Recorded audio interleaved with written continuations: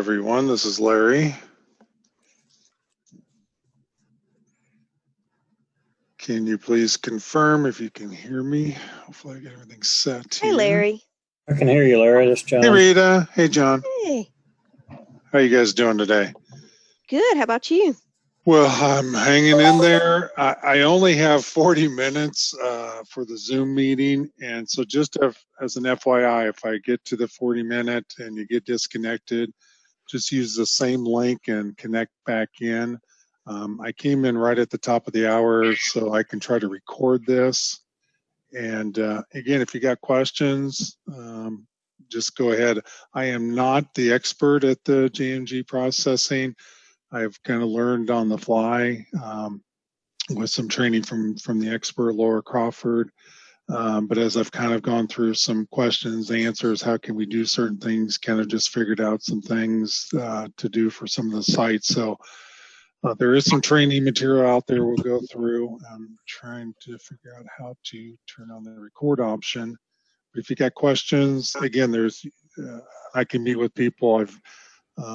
We decided to do a weekend one because I know I had several people asking because they only work on weekends and covering. So we had like 5 people, I think, on Saturday that went really well. I had some follow-up questions regarding it, and then somebody kept asking if we can have something during the week. And again, I'm just going to kind of go through the dog and pony show of the JMG processing, and then go through some examples that may be helpful for some shortcuts that we've kind of hit along the way here. So let me go and click on the record option and share my screen here. And hopefully Zoom will operate successfully for me today.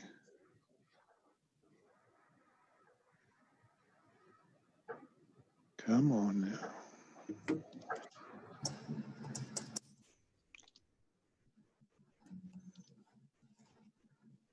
It's thinking here.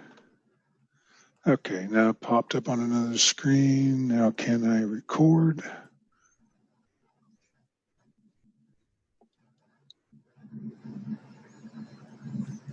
Bear with me here. Here we go. This meeting is being recorded.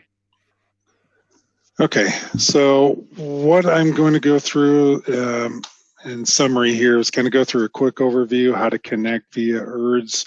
I was trying to think of a central processing place where people could access training videos. Obviously, some of these, when they're almost an hour long, you can't just email them out there. So we utilize ERDS, and if you don't have access to ERDS via the email link I sent out to you, reach out to me after the meeting, and we can get you set up and configured and access it. But I'm going to demonstrate how to connect and get to those main folders there, and then also how to make it a little bit easier for the site that you're supporting, how to get into the remote desktop connection to the pager site that you support. And then we'll just keep grouping back and go through each of these items here and go through some demonstration. Palm is an LPAR that they want to use the dispatching process. They showed up on our list because we're migrating to newer systems here, what we call the Power 9. And the best explanation is of the old computers that had the A floppy drive. These Power 9s do not have a digiport serial connection even available to them. So that's why we kind of migrate off of them. And so the different options that we had out there, the best solution was to migrate over to the JMG Dispatch Pager processing, which I think a majority of already are accessing. But I know some people had some questions about connecting and some troubleshooting and viewing the application itself. So that's what we'll go through fairly quickly today here. Hopefully everything cooperates. But to get to that, let me slide this out. And if I bring up Windows Explorer here, slide this over. I've got mapped, and again, it can be any drive, but I have mapped my Z drive for what we call the ERDS. And that stands for Electronic Reports Distribution Services. And one hint I'm just going to go through, which is to me, very helpful because I know some people said, oh, I wasn't even aware of that, but I'm going to go into BIE for Binghamton information. I'm going to look at their CircProd report. So this is just a bonus tip because, again, anything you're using Windows Explorer, this is really helpful. Again, Dan reports go out to ERDS. These information of these PDFs are out there, but currently in that folder, we keep 14 days worth of data. So that way, if there is issues, you can go back and compare it to last week, previous night's information, pull that. But I've heard some people say, well, now I can't find certain things.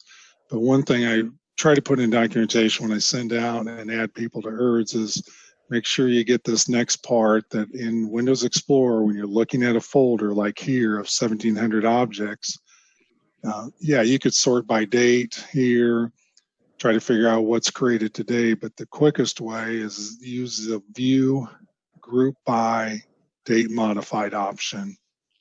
So hopefully my screen is refreshing here, but view group by date modified. And so immediately it sorts out and gives you everything that's created just for today. So that way you don't have to weed through, you know, looking through the forest here to find your reports that you're looking for day ends just for today.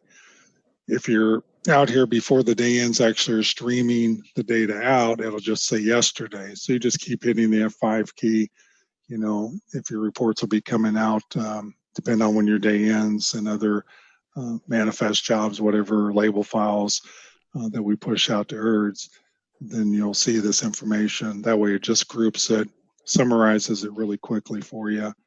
But that's just one tip because that's really been helpful. I know some people sort, you know, trying to streamline, how do I find my information a little bit quicker? So to get back to the actual ERDS itself with the JMG data, is at the very top, the underscore is always going to sort to the top for you for the training documents. And that's where I put in this JMG Dispatch Pager. And under that, you're going to see two folders. We're not going to go through the videos today here, but in your spare time, that's where you're going to locate. You can play these right from here, but because of the file sizes, some of these are over 200 meg, I would right-click, select these, do a copy, and then download them. And that way you can play, you know, a lot easier. There won't be any buffering issues across the network or VPN. But these are the videos that I put out there, again, to deal with mapping issues of how to connect to the JMG server. But we'll go through kind of a quick demonstration today. So I'm going to jump back up to the main folder of the Pager Dispatch. And under the connections is where the 20 plus sites that we migrated over from the Digiport, we're using a remote desktop connection. And we're going to use for the demonstration today, we may jump on Indy here. I don't know if Michelle's on the call, but they're a site, a large site similar to Phoenix that use some override options that most sites don't use, but I want to demonstrate some things that you could possibly utilize for your location. So one shortcut tip that I mentioned in our training here is that's where you go to get to your remote desktop connection for your site. So I know that's quite a few steps. You got to go out to your Z drive or whatever you're mapping, to GPS, to the ERDS training document, to the pager, to your connection, and then to your site. So a shortcut would be is whatever site you're dealing with, we're going to use Palm here as an example, but you're going to right click on it and you're going to click on send to and click desktop. So you create a shortcut to your desktop. So you still want to remember how to get out to ERDS and look at the videos if you need to do some training, but now the quickest way, since if you're the main person or a couple of people that support your site, just put a shortcut to your desktop. And now I can just click on this and it will do the remote desktop connection to the Palm JMG server. Now, one thing on Palm is I did not click this check mark just to demonstrate it. So when you connect into it, anything that prompts in about don't ask me again about this, go ahead and click on it. For now, for demo, If I do any other ones, I'll use this example, but you definitely want to check mark it because you just want to streamline connecting in the next time. And then the password, reach out to me. I know through the training, it's in some of the spreadsheets that I sent out to different people. And I actually put in a Word document for my purposes here of the password, so I can just copy and paste from it. Then you get another prompt. Want to click on the check mark so you can bypass that. But for the demo, I'm just skipping that. And then you click OK for the remote desktop to connect in. And this is what you should normally see. One of the downsides of using the remote desktop connection is only one person can be in it at a time.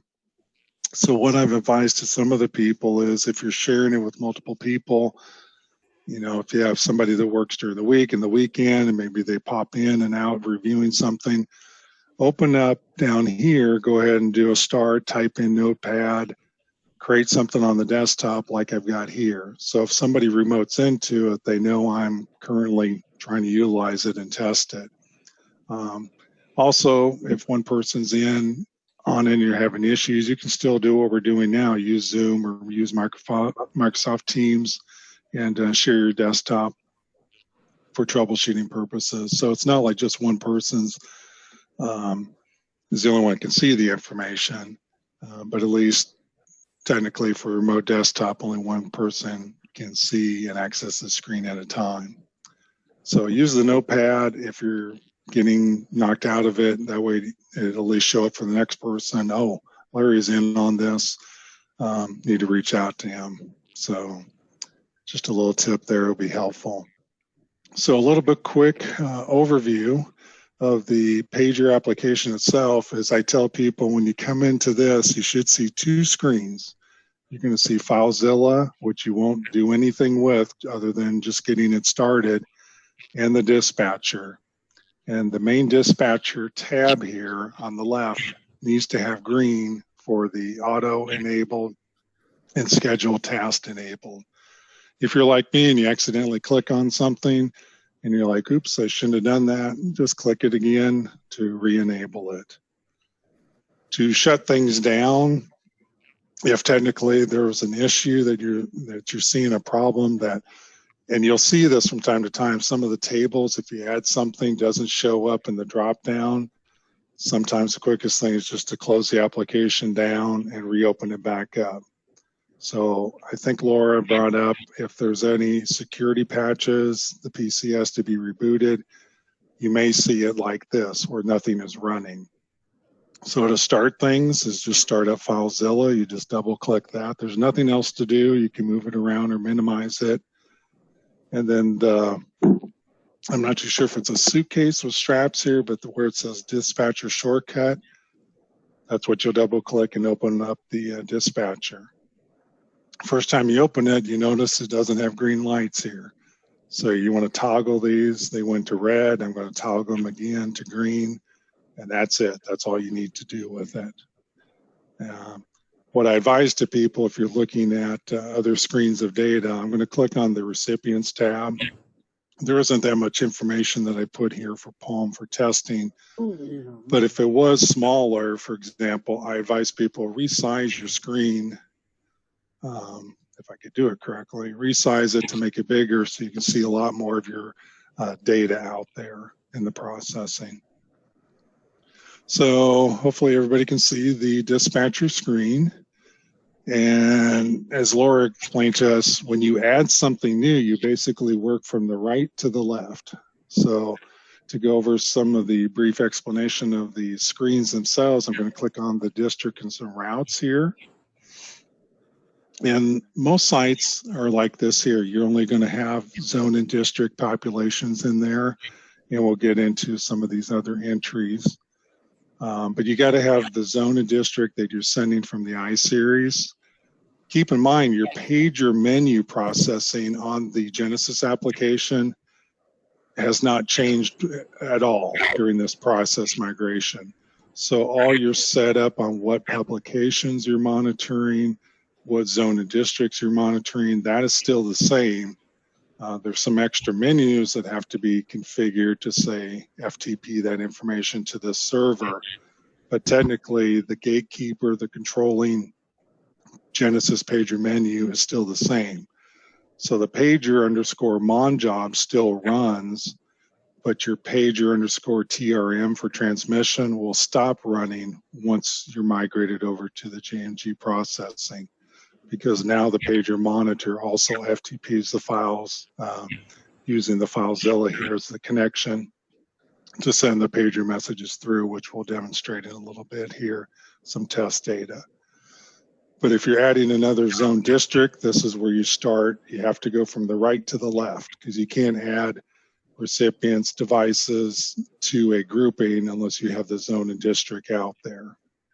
The next one you actually skip over. It just deals with the email relay. So you'll just skip that tab, don't make any changes to it. Devices is how are you going to reach these carriers or managers out there with the pager messages. For this demonstration, I just have my email example here put into it.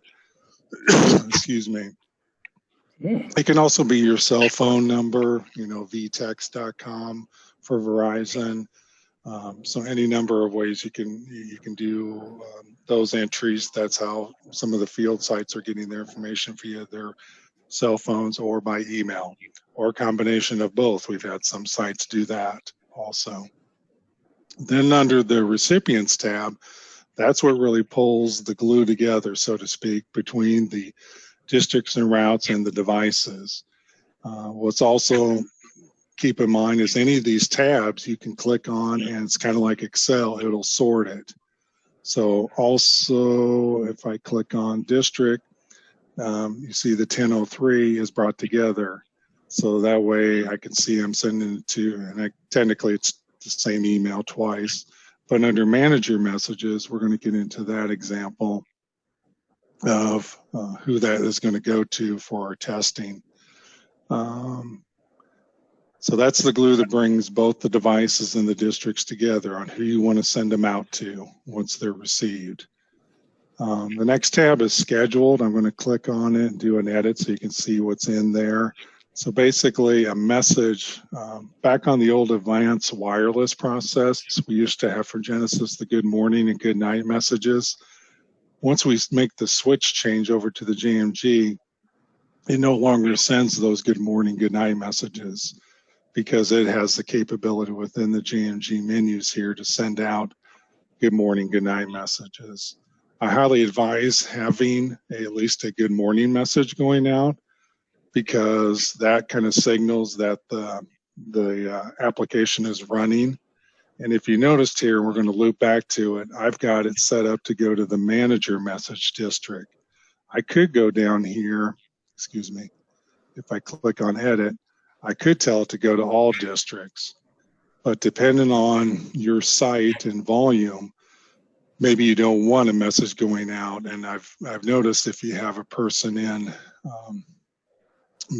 10 different zone and districts, they will get 10 messages. It's not a huge deal, but again, what I've had some sites dealing with the manager message is, and we'll step through with that. That way, this is just going out to certain people, and we'll go through the menus and then circle back here. Sent message is a way you can send a message out by device, use the drop down, or you can do it by district. There's not an option to say all districts, but you can send a message out here. I can also, in the demo, set it out just for a grouping, like we're going to step through on manager messages, and just send it out to the managers if I tag them as a group out there. The next column is the incoming log. And so this is actual data that would be coming in from the I-series that you're connected to for Genesis. And currently, like I said, Palm, we do not have set up because our main focus is to get off the digiports for the system migration.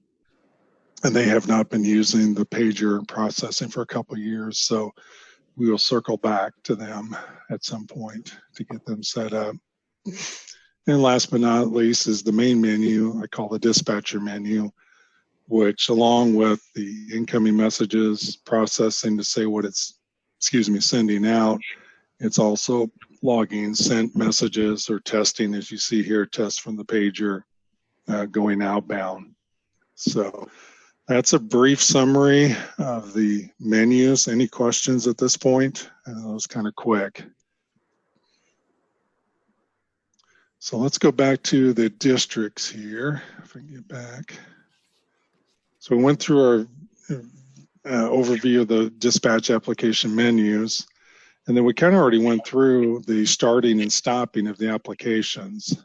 And again, if you come into it, what I've been understanding is this: if you need to bounce them, you just close these two main programs and just restart them. And again, you can see in the FileZilla as we get ready to run a test here, send some data through, it'll tell you in the background here, you can see where data will come in and say a file is being stored, which will keep that open so we can see this. But back to the district routes, one of the tips here to go through is, besides just zone and district, you can create any text data here, and we're calling it manager message. You could call it manager, but it's just whatever you want to tag it as. So you're still going to have your devices of all your carriers, but if you have managers, listed there in your recipients, that's when you tie this glue together, so to speak. So you've got your manager message, and I've got, 3 test emails here, but as long as I'm adding them, then I can utilize the system and schedule, like you see here in the schedule, I'm sending out a good morning just to the managers. I'm not sending it out to all the carriers in the field, but at least this is a way to verify for them that the pager is up and running.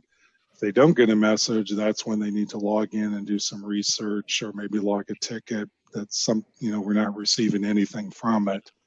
But that way you can kind of create a subset grouping of your recipients to tie them to.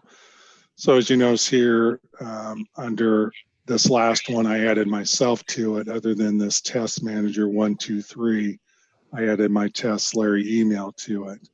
So I can go to a sent message here, and I can say I want to do it by district, and I can select then the manager message group, and then I can just say, presses, down, delay, and again, this is just a test. But when I click on send, this is not going out to all the carriers. This is just going out to how I group and define who is receiving manager message specifically. Now, if I tab to the left, just to show you, there'll be nothing in the incoming log because that's tied to the iSeries. But if I look at the dispatcher, then you can see at 3:22 Central Time here, it's sending out the message to four different emails, which these 3 are just bogus information that's out there. And if I pull up my email, just to show an example, then this is what I received here from the test. So again, there's ways to do kind of like managers or subsets or groupings of information that's out there on your system, of how you want to utilize that. So back to districts and routes. As a test here, I'm going to demonstrate here that we're adding a new district, and I should have got rid of it. So let's get rid of 0101. And I think it's still showing 0101.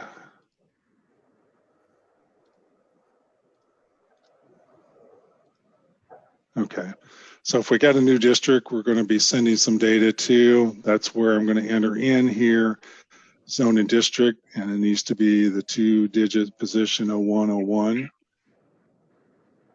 And you know how you get interrupted and maybe we forget to add the recipients to tie the glue together, or you're in the middle of it. I'm going to jump over onto the screen here and actually send some data through for 0101-100 as an example.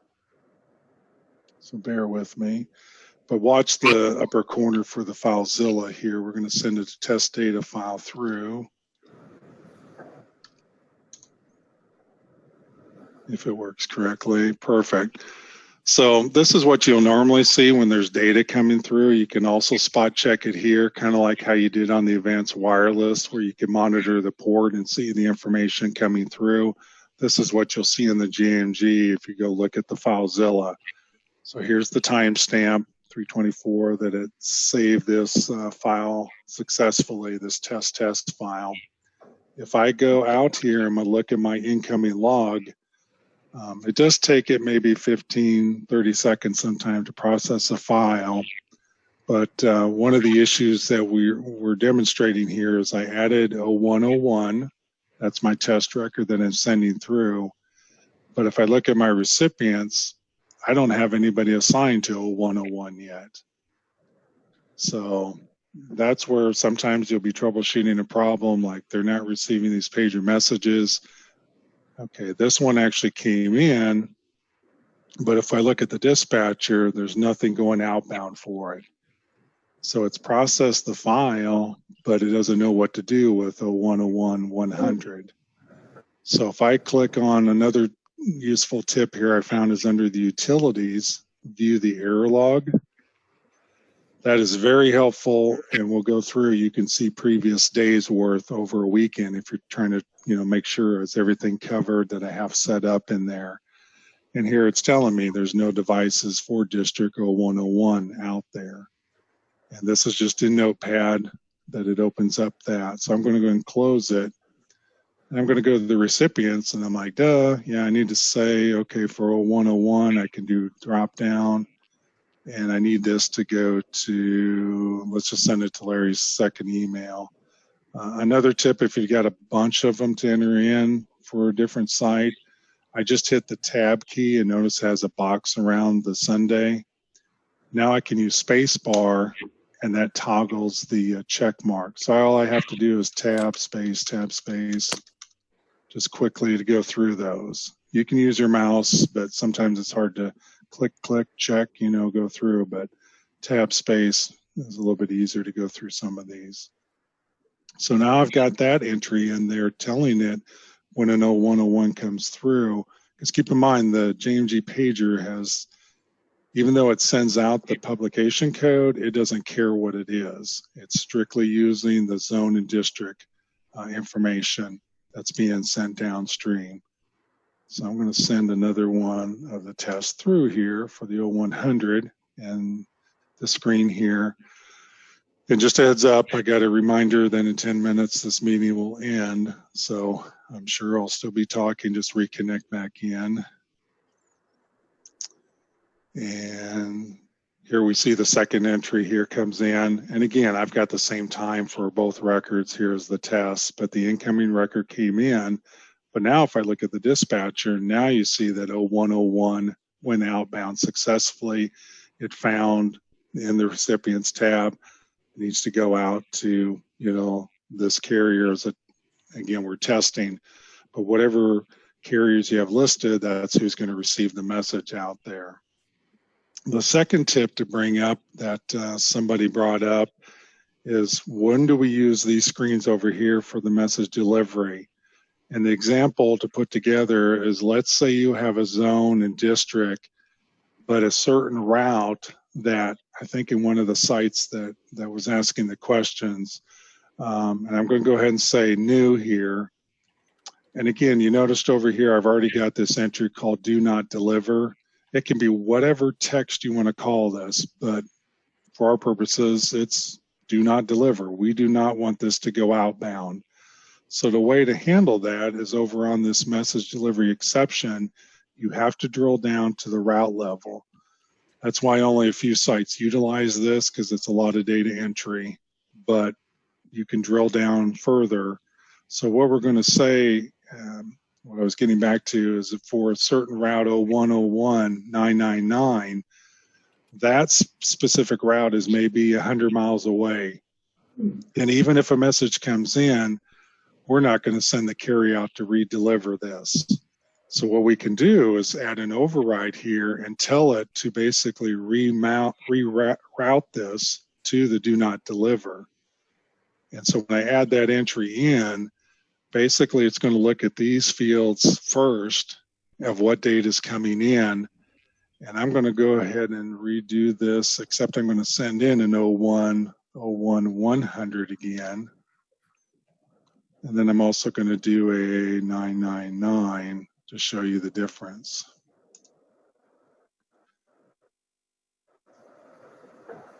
We'll see how this one goes. It may have an issue with the same file. But the idea is when a specific zone district route, and again, you have to drill down and include the route detail, we're basically masking it to say, hey, if this comes in, don't take the normal route of 0101 and send it out to the carriers. We want this to go to do not deliver.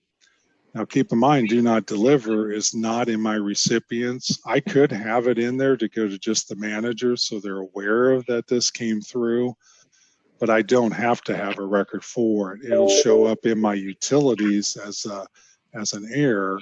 So as you notice here, I went back to the incoming log, and here came that 999 through, and it's for do not deliver. It got rerouted. So on the dispatcher, again, I sent the same file, so basically overwritten it. But if there's another 0100 coming through, if I pick that out and send that through, that'll be processed just the way the previous ones were. So it'll go out to whatever recipients you have tagged out there. But if there's any of them that you need to, I call them exceptions really, because you're rerouting them. And again, if you have, I have one site that we're using this for Springfield, that they basically are calling their routes north and south. So each one of these has a northbound and southbound section. And so in the recipients, they basically toggle two entries, one for the north, one for the south for the carrier, and they can turn off, hey, this week they're covering the north side, this next week they're doing the south side. So they would toggle yes, no, depending on north and south combination. So the application is pretty flexible, when you know how to, utilize some of these options here. But again, if I go into utilities and look at my error log, that's where I'm going to see that here this dispatch has no active devices. In our case, we don't care because we don't want it to go out. But again, this is how you kind of troubleshoot some of the issues and questions of data coming through. Where did it go to, and where was it received at? One thing, we'll try to see if we can get it under the wire before we get disconnected here, is I get asked questions, can I see records or errors from previous days? Well, you noticed when I viewed the error log, it says dispatcher.error. So I can open up Windows Explorer down here. And I think from the training demo, it says just go from the C drive and do the search. But if you can click on the dispatch, it'll be even faster. But use your search button and do this here. Look for dispatcher.error. And so you can see previous days' error logs, especially on a Monday when you're researching from the weekend, because you know how things get changed and rerouted or remapped or new additions, zones. That's where you're going to see if certain areas weren't configured, that we missed some in the configuration options. Okay. I know I went through that quickly on those and display those logs, but any questions? Hopefully everybody was able to see my screens. On our previous system, a stop sign would show up if there was an error. With this system, you have to actually actively go in and look to see if there is an error. It's not going to give you some sort of signal that there has been an error then. Right. You have to kind of like research it, because if like in this instance here, that test that we just did, it's not going to throw out an error that it didn't find it in the table. You actually have to look at this utility view error log to actually see it. You're correct. It will not tell you that directly. So you don't see where, I know what you're talking about. You get the green check mark on the advanced wireless that it processed and sent it out. Correct. Here, for a month and a half, some of those sites that we've converted, I haven't seen any type of errors you know, like we've seen with the advanced wireless. I know for Shreveport, we had 3 weeks where it was down just in the previous month and a half, but we just converted them. But a lot of the sites running real steadily. But again, if you're missing something, you definitely want to look at the error log or do the search and look for previous days, you know, just to see, to make sure you've got everything configured in there. And then also work with me if you're setting up and you've got some managers or you want to do a do not deliver. You know, if you can work with me, we can send some test data through and just see how it reacts, because that's the reason I figured out a way to send some test data, because I need data to come through now. I can't wait till live data comes through, you know, hit and miss during the week before we go live for the Sunday. So we can send test data files through very easily if we need to. It's basically a text file that we're modifying to say zone district route. What is the message we want it to come through with?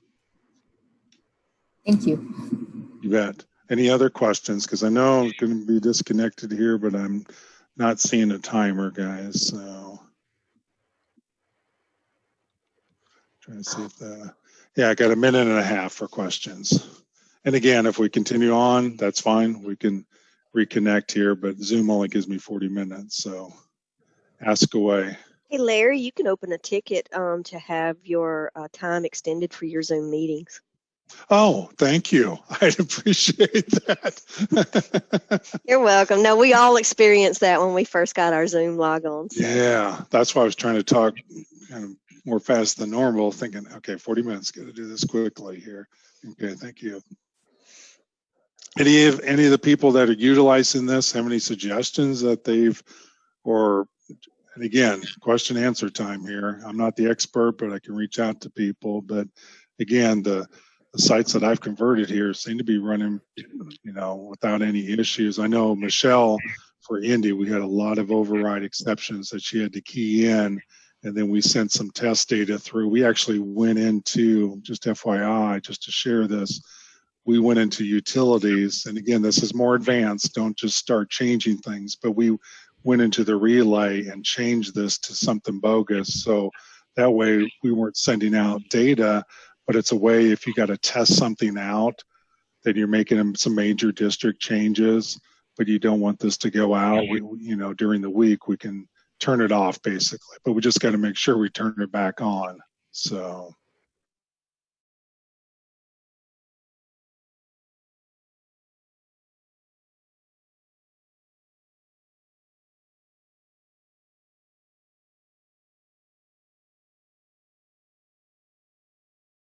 Questions or tips or suggestions, like I was going to bring up, I don't know if Michelle is on the call, but she had to do a lot of override exceptions because they do a lot of outsourcing contracting.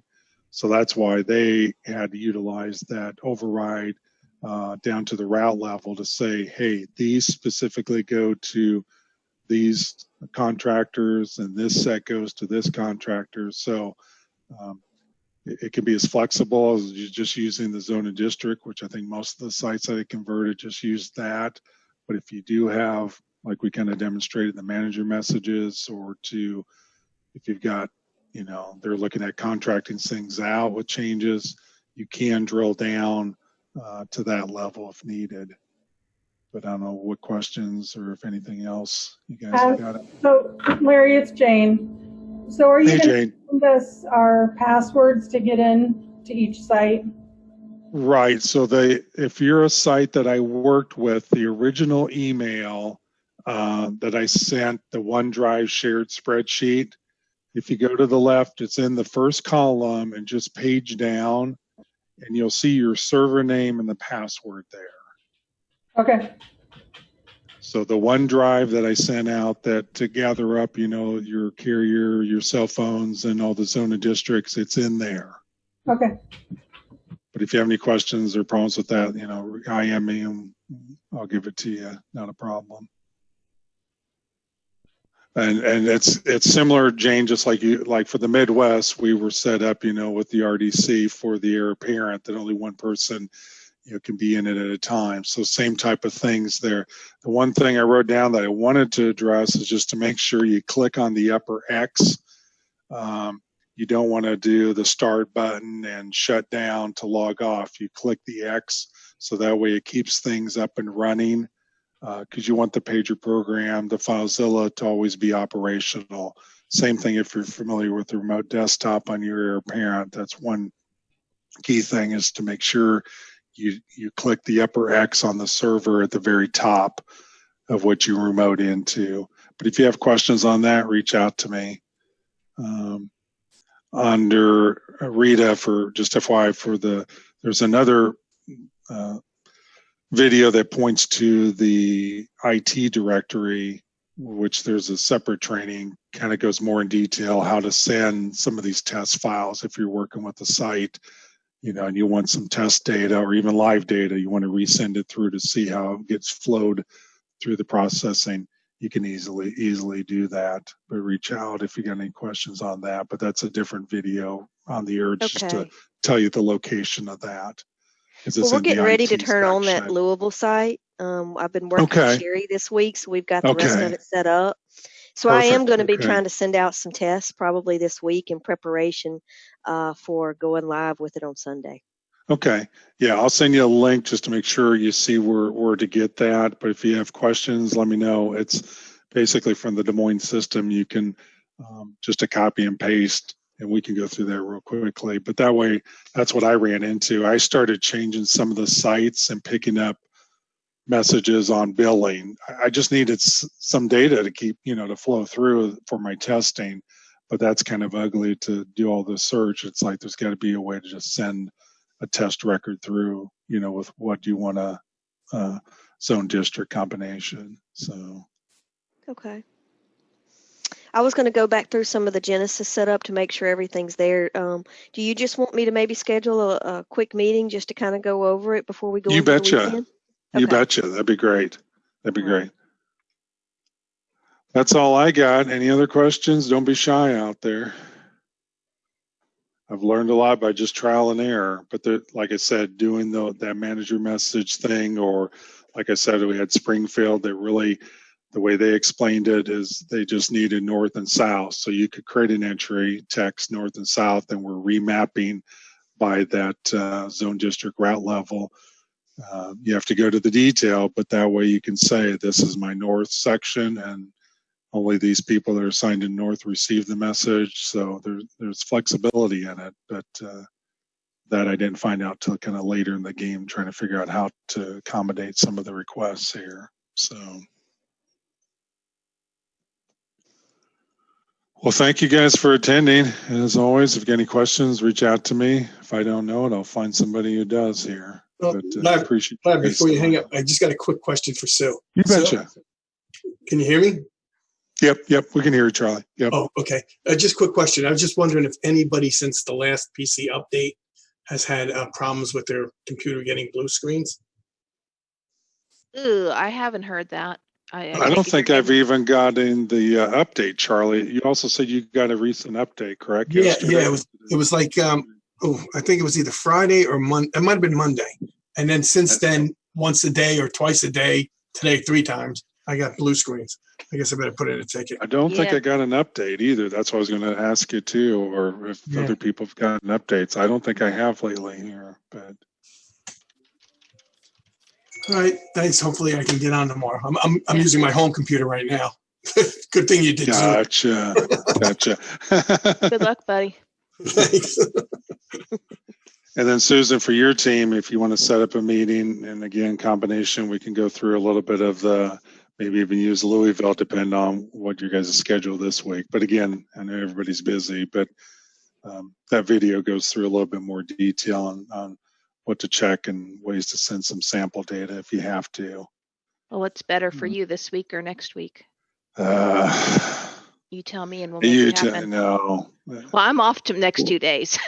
So okay, let's do it next week. Let's do it next week. Yeah, let's get Louisville converted and make sure everything and get that out of the way, and we're live with all the sites, and then next week's fine.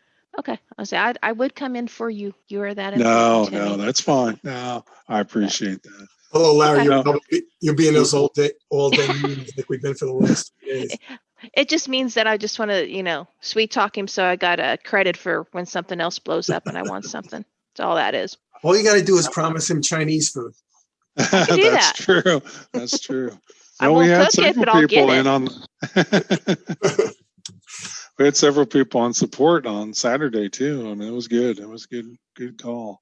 Yeah, I just didn't get it recorded. Figured that out till later, but I know some people missed today. But it's like they wanted to wait till next week, and I'm like, we got to bite the bullet and just keep plugging along here. But again, everybody, any questions, reach out. And again, thanks for gathering up all that information. I know that wasn't easy and getting all that stuff set up.